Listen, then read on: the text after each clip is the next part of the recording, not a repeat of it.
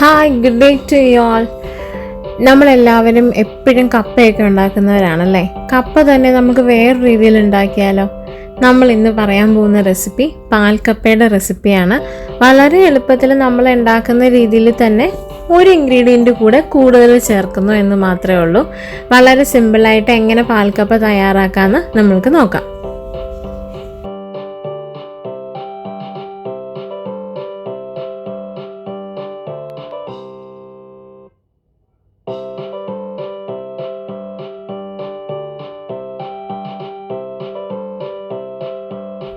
നമ്മൾക്ക് ആദ്യം കപ്പ കഷ്ണങ്ങളായിട്ട് അരിഞ്ഞ് ഉപ്പും ലേശം മഞ്ഞൾപ്പൊടിയും കൂടി ചേർത്ത് നമുക്കത് വേവിച്ചെടുക്കാം.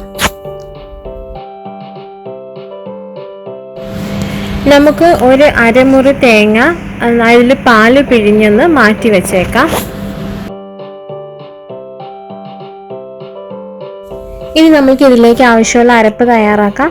അതിലേക്ക് വേണ്ടിയിട്ട് ഒരു അരമുറി തേങ്ങ, ഒരു 3 കഷ്ണം പച്ചമുളക്, കുറച്ച് കറിവേപ്പില, ഒരു 7-8 കഷ്ണത്തോളം ചെറിയുള്ളി, ഒരു പിഞ്ച് ജീരകം, ആവശ്യത്തിന് ഉപ്പും ലേശം ഒരു നുള്ളു മഞ്ഞൾപ്പൊടിയും കൂടി ചേർത്ത് നമ്മൾക്കിതൊന്ന് ഒതുക്കിയെടുക്കാം.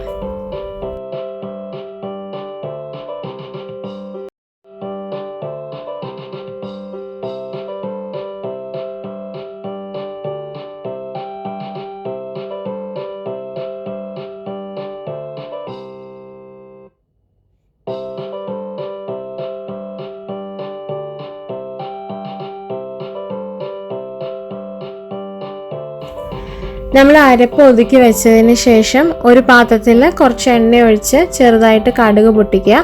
അതിലേക്ക് കുറച്ച് കറിവേപ്പിലയും പിന്നെ നമ്മൾ അരച്ച് വെച്ചിരിക്കുന്ന അരപ്പും കൂടെ ചേർത്തിട്ട് അത് അതിൻ്റെ പച്ചമണം മാറുന്നത് വരെ ചെറുതായിട്ടൊന്ന് ഒരു 2-1.5 മിനിറ്റ് മാത്രം ഒന്ന് ചെറുതായിട്ട് അതൊന്ന് തീ കാണിക്കുക.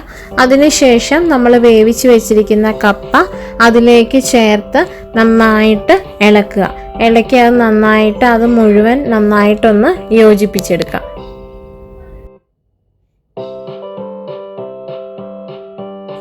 നമ്മൾ മലയാളികൾക്ക് ഒരുപാട് ഇഷ്ടപ്പെട്ട വിഭവങ്ങളിൽ ഒന്ന് തന്നെയാണ് കപ്പ. അപ്പോൾ നമ്മൾക്ക് അത് തന്നെ വേറൊരു രീതിയിൽ ഉണ്ടാക്കുമ്പോഴോ അതിലേറെ ഇഷ്ടപ്പെടും അല്ലേ? അത് നിങ്ങൾ ഉറപ്പായിട്ട് ഇതൊരു പ്രാവശ്യം ഒന്ന് ട്രൈ ചെയ്ത് നോക്കണം. എല്ലാവർക്കും ഒരുപാട് ഇഷ്ടപ്പെടുന്ന ഒരു റെസിപ്പി തന്നെയായിരിക്കും ഇതെന്നാണ് എൻ്റെ വിശ്വാസം.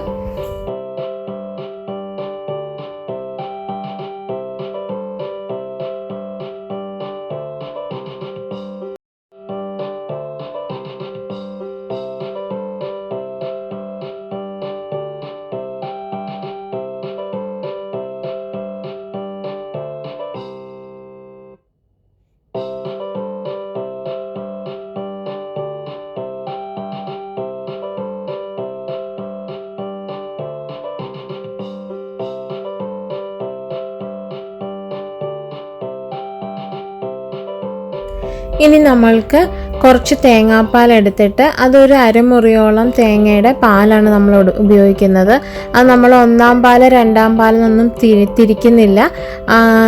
കുറച്ച് പാല് നമ്മൾ മിക്സിയിൽ നന്നായിട്ട് അരച്ചെടുത്ത് ഒന്ന് പിഴിഞ്ഞൊരു പാലാക്കുക. അത് നമ്മൾ മറ്റൊരു പാത്രത്തിലേക്ക് ഒഴിച്ച് അതിന് ചെറുതായിട്ട് ഇങ്ങനെ തീ ഇങ്ങനെ ഒരുപാട് തിളയ്ക്കാതെ ചെറുതായിട്ട് അതിൽ തീ ഇങ്ങനെ ഒരു ആവി വരുമ്പോൾ തന്നെ നമ്മൾ വേവിച്ച് വെച്ചിരിക്കുന്ന കപ്പ ഈ തേങ്ങാപ്പാലിനകത്തേക്ക് ചേർത്ത് നന്നായിട്ട് ഇളക്കി യോജിപ്പിക്കുക. ഇത് നന്നായി തേങ്ങാപ്പാലിൽ ഇളക്കി യോജിപ്പിച്ചതിന് ശേഷം ഒരു 5 മിനിറ്റ് ഒന്ന് മൂടി നന്നായിട്ട് അതിൻ്റെ ആവിയെല്ലാം കയറുന്ന പരുവത്തിൽ ഒരു 5 മിനിറ്റ് മൂടി നമ്മൾക്കിത് വേവിച്ചെടുക്കാം. ഒരു 5 മിനിറ്റ് മൂടി വെച്ചതിന് ശേഷം നമ്മളുടെ പാൽക്കപ്പ ഇവിടെ തയ്യാറായിട്ടുണ്ട്. ഇതിൻ്റെ കൂടെ നല്ല മീൻ കറിയോ ബീഫ് കറിയോ ഒക്കെ കൂട്ടിയിട്ട് നമുക്ക് കഴിക്കാം. വളരെ ടേസ്റ്റിയാണ്. നമ്മൾ സാധാരണ ഉണ്ടാക്കുന്നതിനേക്കാൾ കുറച്ചും കൂടി കുഴഞ്ഞിരിക്കും പാൽക്കപ്പ. നമ്മളുടെ കപ്പ വേവിക്കുന്ന സമയത്ത് നമ്മൾ നോർമലി കപ്പ വേവിക്കുമ്പോൾ എടുക്കുന്നതിനേക്കാൾ കുറച്ചും കൂടി വേവിക്കാൻ ശ്രദ്ധിക്കുക. അതിനുശേഷം നമ്മൾ പാൽക്കപ്പ തയ്യാറാക്കിയിട്ട് നമ്മളുടെ തേങ്ങാപ്പാലിൽ ഒഴിച്ചിട്ട് ഒരു 5 മിനിറ്റും കൂടെ അതിലേക്ക് വേവിച്ച് കഴിയുമ്പോൾ നന്നായിട്ട് കുഴഞ്ഞ് ആ ഒരു കപ്പ നമ്മൾക്ക് കിട്ടും. അതാണ് ശരിക്കും പാൽക്കപ്പയുടെ ഒരു പരുവം. അപ്പോൾ എല്ലാവരും ഇതൊന്ന് ട്രൈ ചെയ്ത് നോക്കുക, നിങ്ങളുടെ അഭിപ്രായങ്ങൾ അറിയിക്കുക. നമ്മളുടെ ചാനൽ മറക്കാതെ സബ്സ്ക്രൈബ് ചെയ്യുക. ഞാൻ എന്നായാലും ഈ കപ്പയുടെ കൂടെ കുറച്ച് ബീഫ് കറിയും കൂടെ കൂട്ടി കഴിക്കാൻ പോവാം. അപ്പോൾ എങ്ങനെയാ, നിങ്ങളെല്ലാവരും ഉണ്ടാക്കി നോക്കുമല്ലേ?